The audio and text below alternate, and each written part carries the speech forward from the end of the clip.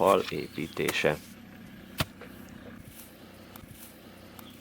A falat közvetlenül két réteg, bontásból származó nagyméretű téglasorra építjük, melyet elválasztó és nedvességkivezető rétegnek használunk az alaptest felett.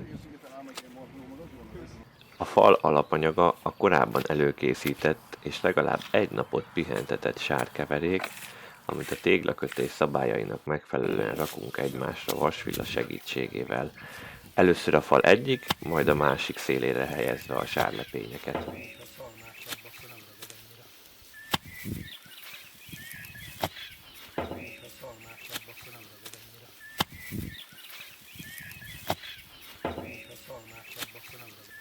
Ezután a szélsőkhöz képest eltolásban középre is helyezünk sarat, és az alsó rétegekhez képest folyamatosan eltolással, átfedéssel helyezzük le az újabb és újabb vasvillányi darabokat.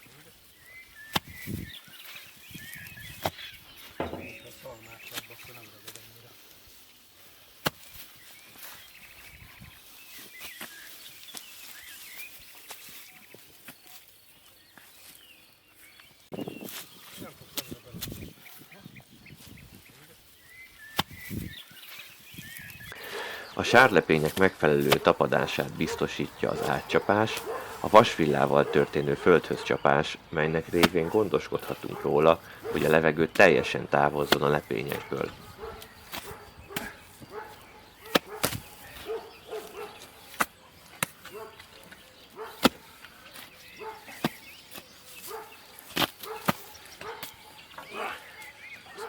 Szükség esetén többszöri átcsapás után kerül csak fel a lepény a falra.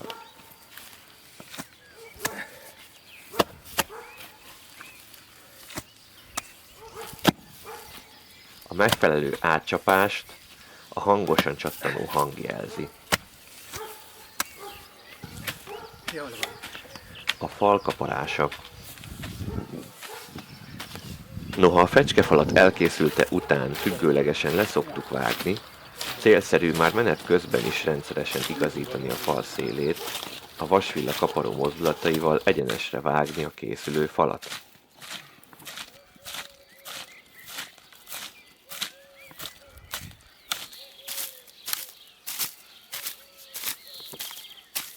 A kaparás eredményeként a szálak függőlegesen lefésülődnek, gondoskodva a víznek a száradó szerkezetből való gyors kivezetéséről is.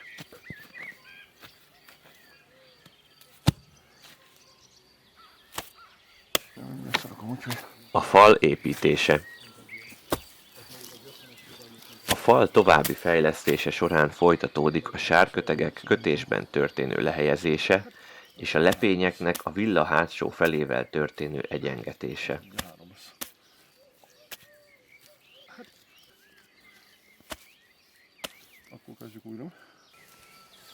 A folyamatokat a hatékony munkavégzés érdekében érdemes összehangolni.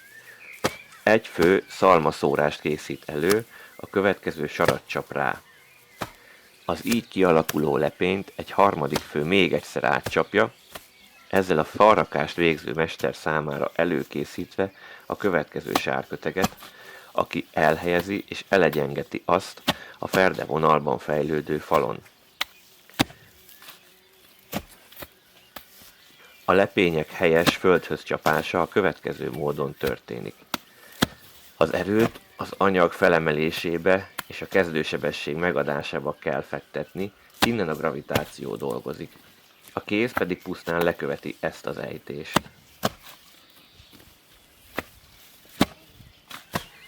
A helyes földhöz csapás, a minél több levegő kiszorítása kulcsfontosságú a fal megfelelő tömörsége és száradás közbeni állékonysága szempontjából.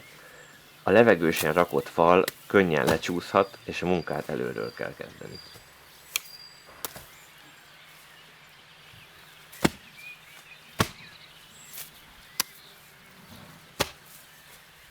A mintadeszkázatra jelen fal keskeny pillér jellege miatt van szükség.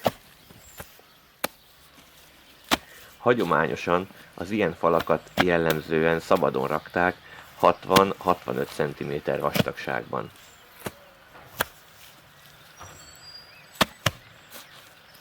fecskefalból maximum 80 cm vastagságot lehet egyszerre megrakni, utána legalább 2 hét, jó idő esetén 1 hét száradási időnek kell következnie.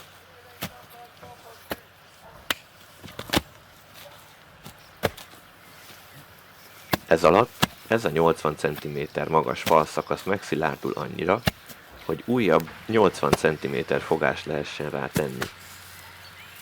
A harmadik fogás már kisbakálványról vagy a korábban elkészült falon állva készül.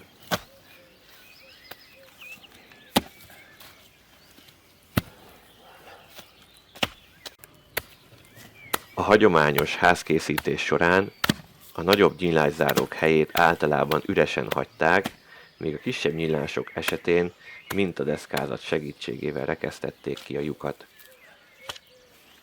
Szintén bevált megoldás volt a teljes száradás előtt a nyílások ásóval történő kivágása, melyet szükség esetén átvidalás gyanánt vályoktégla boltívvel lehetett megerősíteni.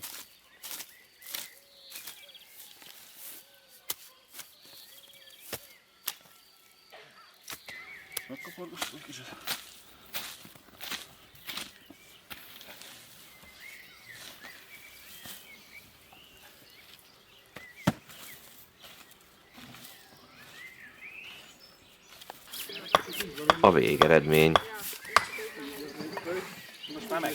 A kész mintafalon jól látszik, milyen jól lehet tartani a méreteket a kaparás révén, a teljes száradás előtti, ásóval történő levágásra szinte nincs is szükség.